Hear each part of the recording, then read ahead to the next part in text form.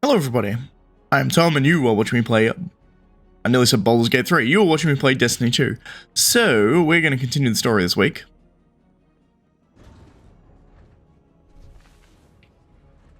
Which is... There's a hollow projector, so you can hear. Cool. Imaro again. Twinkles, heading back into the throne world. Gonna hope Savathun left some tips about beating Xivu you can peek at. Because from where I'm sitting, Eris doesn't have a clue. I don't think you realize how lost you'd be without Savathun's plan. Even dead, she's smarter than you. She had it all figured out years ago. Take the Traveler, seal it away, keep it hidden from the witness, clean and easy. But there's nothing you Guardians hate more than a plan you're not the center of. So you stormed the gates. Liberated your darling Traveler, and put it exactly where the witness knew you would. And now, here we are, with everything pretty much ruined. So go ahead, keep trying to outsmart Savathun, when she's just trying to undo all the damage you've done. The Traveler didn't make a mistake when it chose the Hive. It was fixing the mistake it made when it chose you. I mean, he's not really wrong. Savathun's plan was really good. Sealing the Traveler in her throne world is a really good plan to protect the Traveler.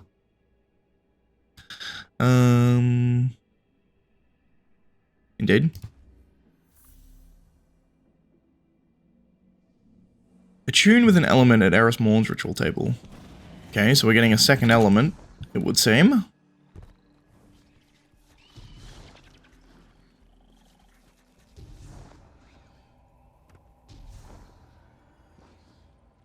I think I'm gonna go Void.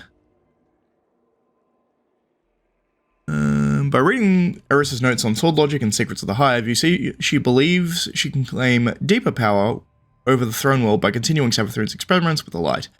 Attuning to an element will allow you to explore Savathun's spire more efficiently and augment your own capability. Choose an element to be in the trial. Let's go with Void. The reason I want to go with Void specifically is because Void is lets you shoot the crystals without being next to them, I think, is the benefit you get from it. If I remember correctly. Which sounds really, really good, to be perfectly honest. Because they're the most annoying ones, having to go up and stand next to them. Alright, so what do we need to do for this?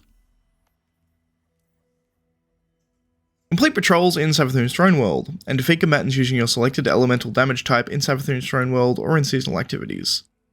I guess since I have to do patrols anyway, let's go do patrols. Alright everyone, we're on the next step where we have to go get Hive runes in the Sepulchre. So the Sepulchre, by the way, is this one right here. Cool. Now let's do our Hive magic. Give me 2 opaque cards. Visit Ikora in the Plunge Dive Tank.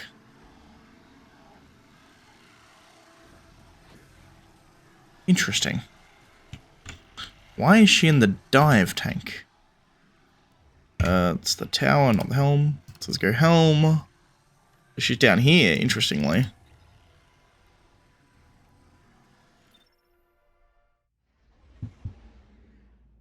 Presumably she wants to talk to me about Eris, and doesn't want Eris to know about it. Would be my assumption.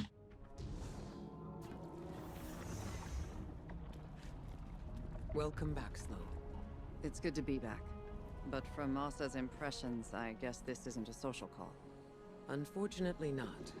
What do you know about Eris's plan? Only that she and Ahsa are bound by some kind of hive ritual. I was against it, but like Ahsa said, sometimes we have to become our enemies to defeat them. That's exactly what concerns me. Sloan, I need to speak with her. No. Asa's done enough for the Vanguard. She's barely recovered from... I will speak. Bound by covenant, tides held between a current. You're helping Eris contain the energy from the tithes. Eroding, hollowing, release in time, or remain bound without end. Interesting. If the ritual goes on for too long, Eris will be trapped as a hive. And Ahsa will be corrupted. Twisted into something horrible. Ikora, I'll tear the tower to the ground before I let anything happen to her. It won't come to that, Sloane. I promise.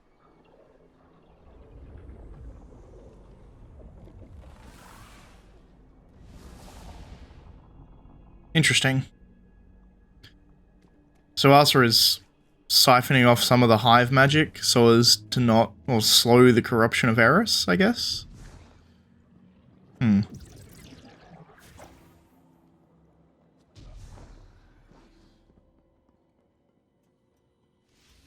didn't even read what that said. I assume it is Holo Projector in Helm, okay.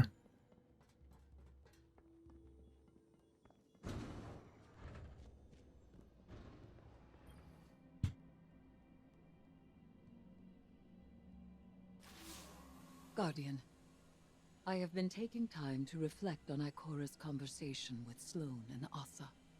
I knew there would be torment in embracing the Hive and the poisonous squall of their violence. I thought myself prepared for it. I have lived long in shadow, and the shrieking horrors of the Hive would provide solace from my quotidian dreams. When I named the worms, I evoked only their resonance. But Ahsa responded.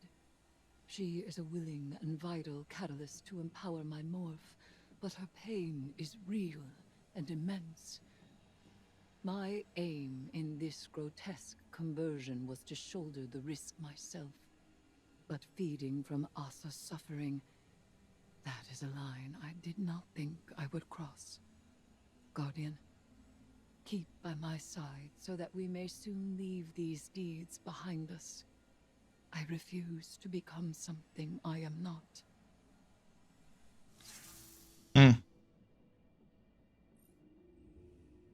I guess because she wove the worms into a kind of creed of vengeance.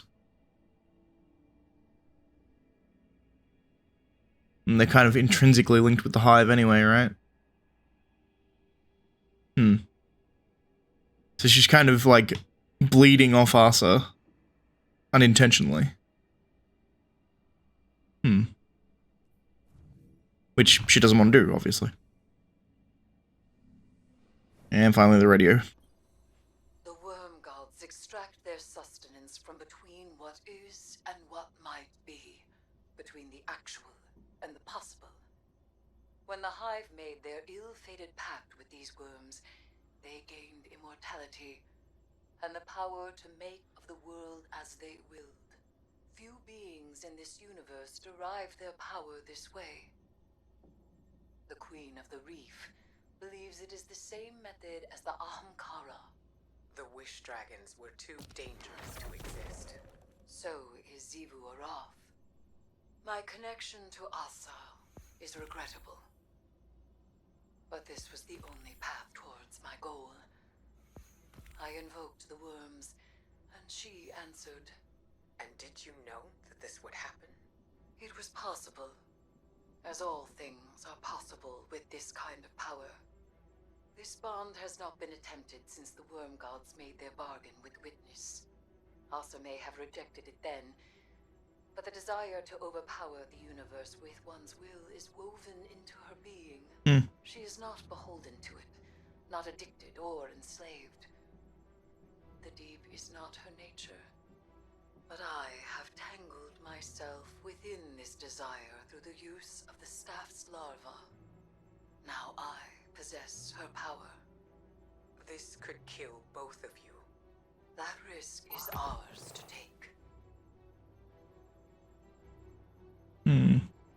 Interesting. Very, very interesting. Well, let's go activate these cards, shall we?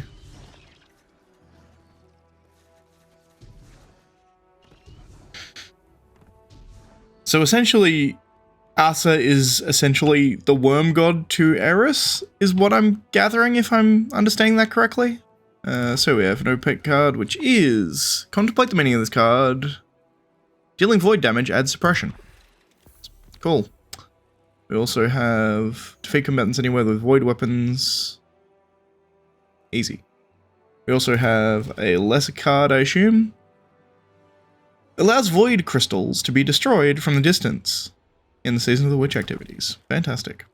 Alright everyone, we're back. So, that's going to be it for this episode. If you liked the video, please leave a like. If you're not subscribed, please consider subscribing. And as always, thanks for watching, and I'll see you next time. Also, I've just noticed right now that my brightness is all the way at max, which is not what I normally do. So if the video looks weird compared to my other videos, I had my brightness at maximum, because I was doing, I did Crota's End for the first time. That first section is a lot easier when you turn your brightness up. You can see better. So when you're learning the path, it's much nicer when you can see better.